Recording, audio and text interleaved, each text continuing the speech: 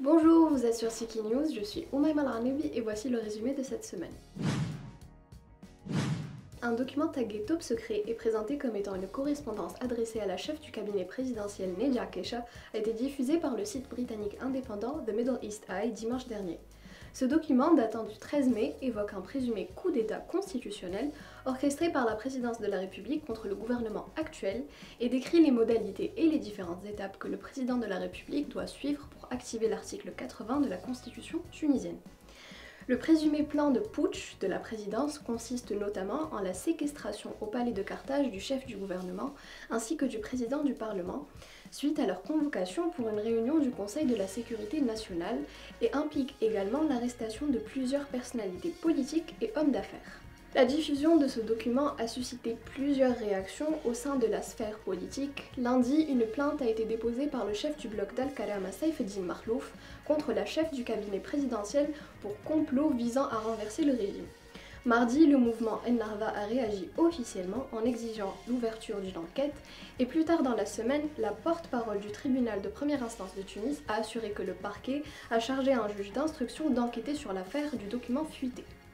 La présidence de la République a, de son côté, confirmé l'authenticité du document révélé, mais ni l'avoir approuvé. Le chef de l'État a rappelé lors d'une rencontre mercredi 26 mai avec le chef du gouvernement Hichem Mechichi et le ministre de la Défense nationale Brahim Barteji qu'il reste un partisan de l'harmonie entre les institutions du même État et que chacun doit assurer ses prérogatives sans empiéter sur celles des autres, et a déclaré qu'il n'y avait pas lieu de se focaliser sur une question que la Constitution a déjà tranchée, en évoquant que le coup d'État serait selon lui mené contre la légalité de l'article 80 qui régit l'état d'urgence.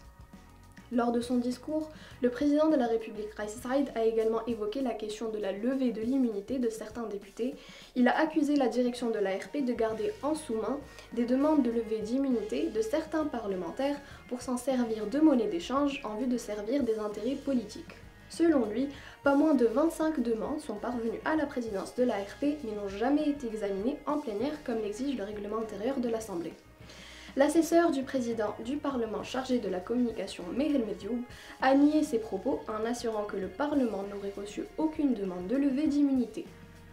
La députée affiliée au bloc démocrate Semia Rabou a quant à elle démenti les propos de ce dernier, assurant qu'elle avait déposé une demande d'accès à l'information auprès du ministère de la Justice et que 29 demandes ont été adressées au Parlement depuis 2014, demandes qui ont par la suite été enterrées pour protéger certaines personnes selon elle. Le chef du gouvernement et ministre de l'Intérieur par intérim Hichem Mechichi a quitté la Tunisie samedi dernier pour se rendre en visite officielle en Libye à l'invitation de son homologue libyen Abdelhamid Dbeibeh pour procéder à l'inauguration de la foire tuniso-libyenne marquée par la participation de 150 entreprises tunisiennes qui s'est tenue du 23 au 25 mai. Cette visite coïncide par ailleurs avec la reprise des vols Tunisair Tunis-Tripoli et vise à impulser les moyens de coopération entre les deux pays voisins. Lors d'une conférence de presse tenue par les deux chefs de gouvernement, la signature d'accords dans les domaines du transport maritime, aérien et terrestre ont été annoncés. Mechichi a en effet réaffirmé la volonté des deux parties de tout mettre en œuvre pour libérer les échanges entre les deux pays et libérer les mouvements des personnes, des capitaux et des marchandises. Le bureau politique du parti Qalb Tounes dénonce le maintien de son président Nabil Karoui en détention préventive au-delà des délais légaux et demande sa libération dans un communiqué rendu public mercredi, au terme de la réunion de son bureau politique. Dans ce communiqué, ils décrivent l'affaire comme étant politique par excellence et appellent les parties concernées, en particulier le Conseil supérieur de la magistrature, la ministre de la Justice et l'inspection générale du ministère à prendre les mesures nécessaires pour sa libération. Le député Zied Laveri démissionne du bloc des Nahda et compte s'inscrire dans la liste des députés indépendants, et ce 2 ans après sa démission en novembre 2019 de toutes ses fonctions et de son poste de secrétaire général au sein du parti. Il a adressé jeudi 27 mai une correspondance au président de l'Assemblée des représentants du peuple, Rachid Ghannouchi, pour l'informer de sa décision. Reprise de l'activité des recettes des finances après plus d'un mois depuis le début de la grève en fin avril dernier. Grève qui s'est tenue par les agents et cadres des directions générales des recettes des finances et des bureaux de contrôle des impôts pour manifester leur colère contre le ministère des Finances qui n'a pas respecté ses engagements sur les primes qui leur sont attribuées. Il revendiquait par ailleurs la publication du statut des agents de contrôle des impôts, de la comptabilité publique et du recouvrement dans le journal officiel de la République. Selon des chiffres de l'Institut national de la statistique, la hausse en glissement annuel des exportations de 21,4% sur les 4 premiers mois de l'année 2021 a été plus importante que celle des importations qui ont augmenté de 13%. Au niveau des exportations, plusieurs secteurs, tels que le secteur des textiles et des industries mécaniques et électriques, bénéficient d'une reprise dynamique. Au niveau des importations, à l'exception du secteur énergétique qui a baissé de 19,7%, l'ensemble des secteurs ont enregistré une hausse, notamment pour les secteurs des mines, phosphates et dérivés, les industries mécaniques et électriques et les textiles.